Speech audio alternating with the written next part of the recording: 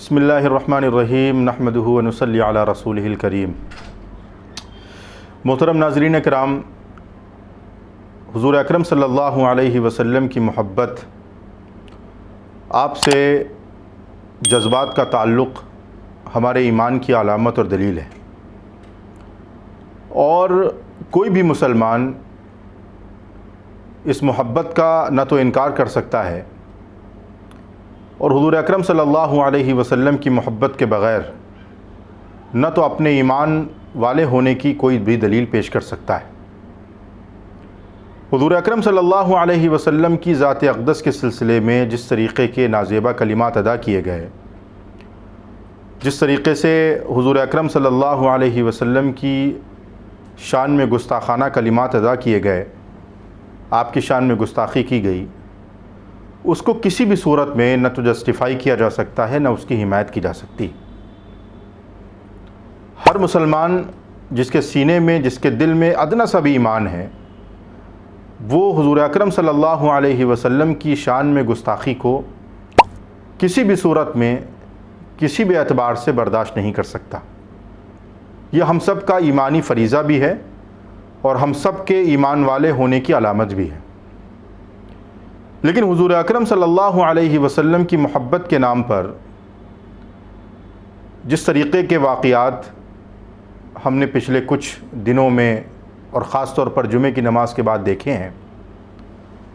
میں تمام مسلمانوں سے، خاص طور پر نوجوانوں سے یہ اپیل کرتا ہوں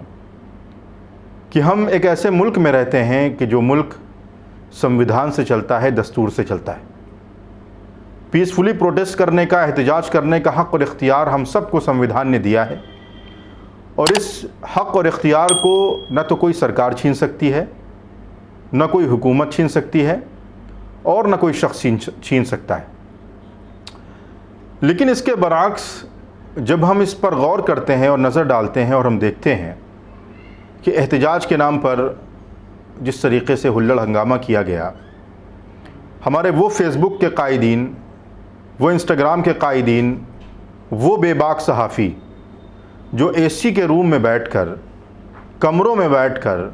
فیس بک اور انسٹاگرام پر اپنے مجاہدانہ کردار کو لکھتے ہیں، اور بھولی بھالی مسلمان عوام کو، ہمارے نوجوانوں کو جذبات میں لا کر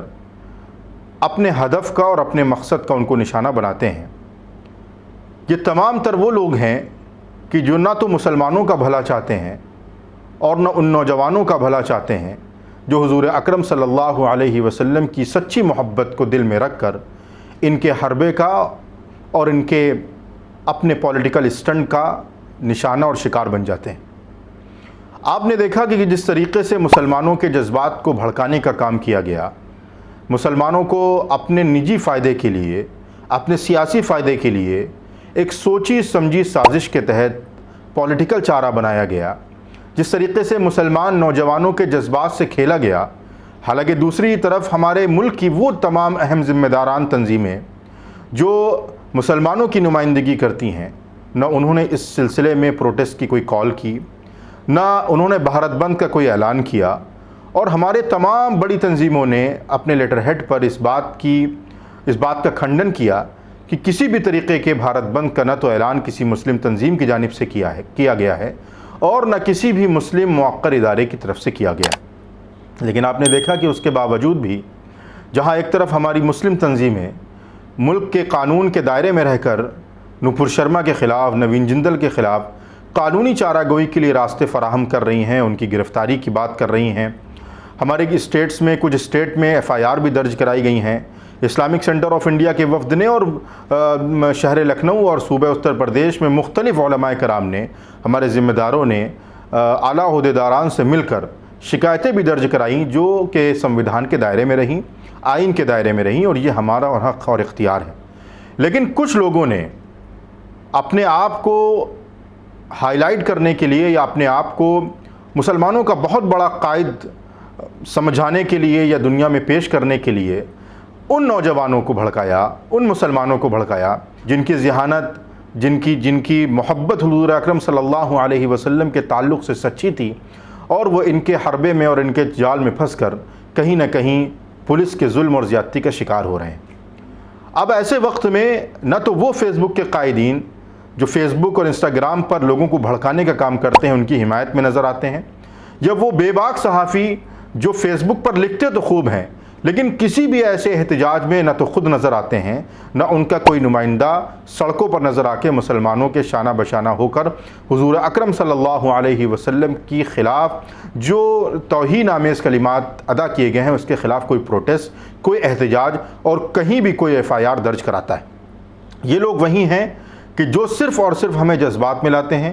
اس کا خمیازہ کیا ہوتا ہے کہ کسی مسلمان بچے کی جان جاتی ہے، کسی کو گرفتار کیا جاتا ہے، اور یہ تمام چیزیں اس لیے ہوتی ہیں کیونکہ ہم اپنے سچے قائدین اور اپنے وہ علماء کرام جو مسلمانوں کے جذبات کی صحیح قدردانی کرتے ہیں، ان کے جذبات کو سمجھتے ہیں اور ملک کے حالات کو سمجھ کر کوئی بہتر لاہی عمل ہمارے لیے تیار کرتے ہیں، ان تمام لوگوں کے خلاف ہمارے ذہنوں میں یہ وہ حضرات زہر بھرتے ہیں، ہم ان علماء کرام کے خلاف زہر افشاں گفتگو کرتے ہیں، فیس بک پر ان کی تنقید کرتے ہیں اور بھولے بھالے مسلمان نوجوانوں کو بہکا کر خود تو کنارے ہو جاتے ہیں اور ان نوجوانوں کو ظلم اور زیادتی کا شکار ہونا پڑتا ہے۔ یہ تمام صورتحال اس وقت ہمارے سامنے ہے۔ ہمارا ملک کا سنویدھان ہمیں اجازت دیتا ہے کہ ہم سنویدھانک دائرے میں رہ کر پروٹیسٹ کریں، اپنی بات کو سرکاروں تک پہنچائیں،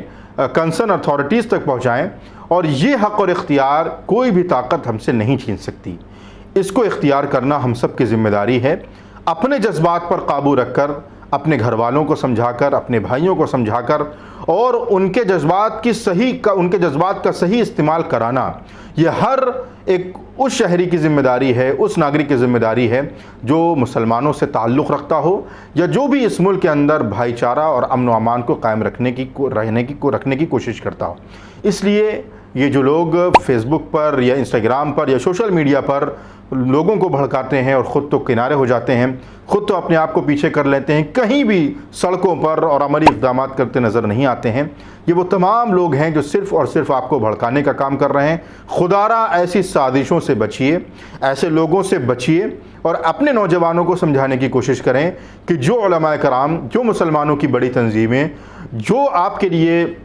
صحیح لائحہ عمل تیار کر رہی ہیں اس پر آپ حرف بر عمل کریں، ان لوگوں کے بھڑکانے میں قطعی طور پر نہ آئیں، کیونکہ اس سے نہ صرف ہمارا نقصان ہوگا بلکہ ملک کا بھی نقصان ہوگا، ہمارے نوجوانوں کا بھی نقصان ہوگا، اور ابھی تک کے جو معاملہ ہم دوسروں کے خلاف سمجھتے تھے آج وہ کہیں نہ کہیں میڈیا کے ذریعے سے ہمارے خلاف رکھ کر عوام تک پہنچانے کی کوشش کی جا رہی ہے۔ اس لیے ہو سکتا ہے میری باتیں آپ حضرات کو نہ اچھی لگی ہوں، بہت سے حضرات مجھے بزدل ہونے کا بھی خطاب دیں گے، مجھ سے ڈفر بھی کریں گے، مجھ سے اسہمت بھی ہوں گے، لیکن جو باتیں میں نے کی ہیں وہ عملی طور پر آج کے معاشرے کی سچائی کی بنیاد پر کی ہے۔ امید کرتا ہوں کہ آپ ان باتوں کو سنیں گے بھی اور کم سے کم اپنے نوجوانوں کو صحیح طور پر سمجھانے کی بھی کوشش کریں گے۔ وآخر دعوانا الحمدللہ رب العالمین۔